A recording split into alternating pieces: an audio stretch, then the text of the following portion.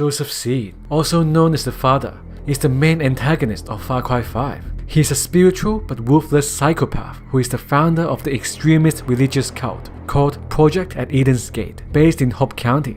Joseph is a very charismatic but manipulative cult leader who would stop at nothing to turn every single resident of the Hope County into his believer. He is a master at using coercion, violence, and cunning psychological tactics to expand his cult following.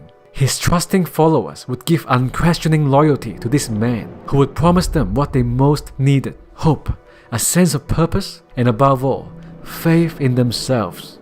In this video, I'm gonna talk about 4 controversial manipulation and psychological tactics used by Joseph Seed in Far Cry 5. Before we start, make sure you subscribe to our channel for more gaming videos with practical self-help and life lessons. Tactic number 1.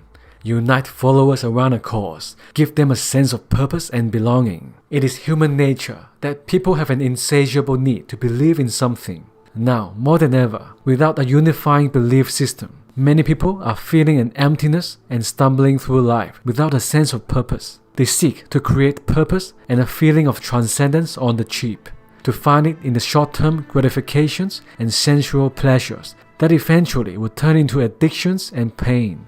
Their pursuit of pleasure eventually will lead to the cycle of diminishing return, craving for more and more stimulations until they have lost themselves completely.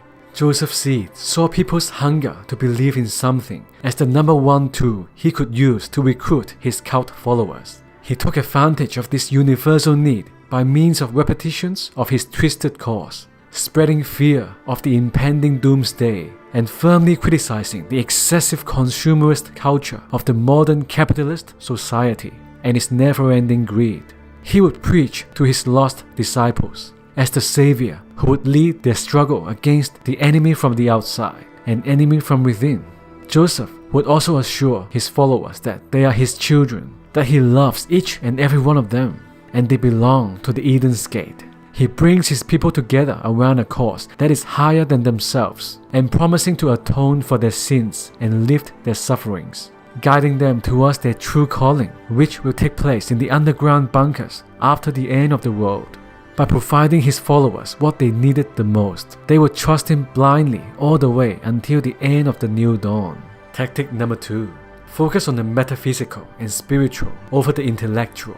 Deep down in every one of our souls, no matter how rational or logical we are, we know that there are many things beyond the understanding of our current state of science. We all have spiritual needs, and the thought of an afterlife or higher power could help ease our fear of death and make our sufferings in life more bearable. Joseph Seed saw this inherent spiritual longing of people as his divine opportunity. Joseph is a highly religious and superstitious man. He truly believes that he was chosen by God and claimed to have heard the voice of God informing him of the coming end of the world. He believed his calling was to protect his children from the coming end and lead them to Eden's Gate.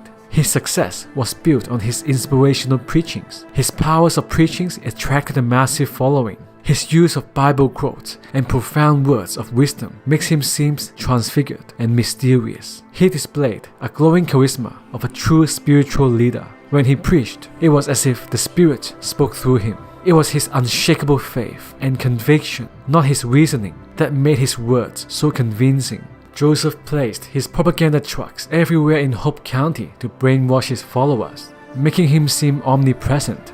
This helped create the image that he was not so much a cult leader, but some sort of messiah. He also used drugs, the bliss, to create an artificial transcendent experience for his followers, elevating them to a new dimension of consciousness and limiting their reasoning activities of their brains. He may really have some sort of supernatural powers, like a prophet. He correctly predicted the nuclear explosion. Joseph was able to satisfy people's spiritual longing for the chosen one. He firmly believes that he is destined to succeed in his divine cause. Tactic number 3. Accepting and empathizing the insecurities of his people. Joseph is shown to be a psychopath, having no problem killing, intimidating, and looting non-believers to advance his project. Despite this, he also has some degree of humanity, as he breaks down emotionally following the death of his entire family. He would also share his tragic story, past traumas, and deepest insecurities with his people. making him seem more relatable instead of just being all high and mighty. The main actor, Greg Brick, has himself stated that one of the primary aspects he channeled into the character was empathy. I look right into your hearts and I see how much pain you have. Time and again, he would tell his followers that he shared in their problems, that he understood their pain and suffering. He was one of them. He has turned to God out of a sense of desperation. His high empathy and acceptance had led to his rise to power, convincing even more people to join his cult. He also shown mercy on the deputy many times. Even after the player kills his entire family, he still offered him the chance to walk away. Sometimes the best thing to do is to walk away. We humans are naturally defensive.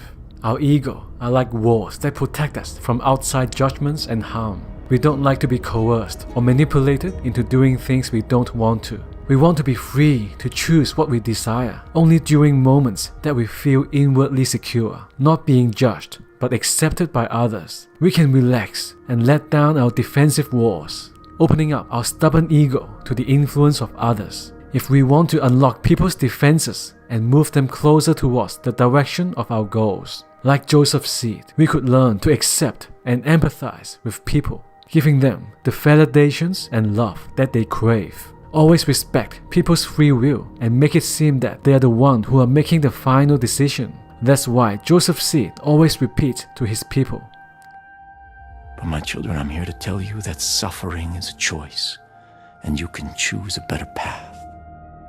the only way to end their suffering, according to him, was choosing to follow his path, and it was up to them to choose. Tactic number 4. Create an us versus them dynamic. Before the making of Far Cry 5, Ubisoft hired a real cult expert, Rick Allen was, who had studied real-life cults for over 30 years. According to Rick Allen, apart from the standard features of a cult, such as the use of simple slogans, easy-to-recognize cult symbol, and hypnotic rituals and trances, the most important aspect that makes the cult successful and united is the us versus them dynamic. Joseph Seed had applied this tactic like a master. He turned the project at Eden's Gate into an exceptionally organized structure, with a clear hierarchy of power. He dubs his lieutenants John, Faith, and Jacob the heralds. Joseph is the godlike priest that stands at the top of the hierarchy, talking and acting like a prophet, asking followers for sacrifices that increases his power. Within the gatherings of this in-group he has created, crowds would swarm around him. Through his preachings, he would instill faith and make them bond. In this group setting, people are more emotional, less able to reason, so he could take advantage of people's sense of belonging to strengthen this group spirit.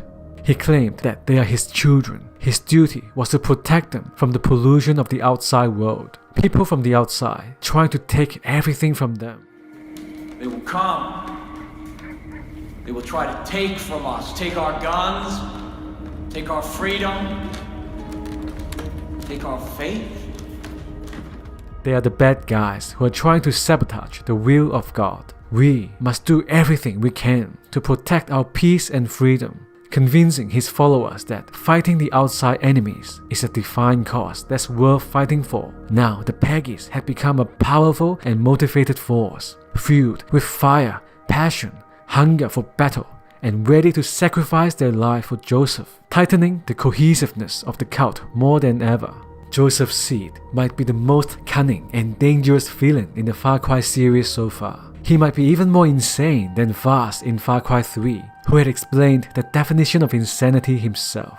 The reason is that Joseph truly had faith in what he believed. His insanity was intensified with faith and a strong sense of righteousness. His strategies of manipulation and psychological tactics were extremely effective for growing the influence of his cult. It might sound a bit shady, but if you have a noble cause and want to bring some kind of positive change to the world, why not use some of his tactics and apply them into your arena of leadership?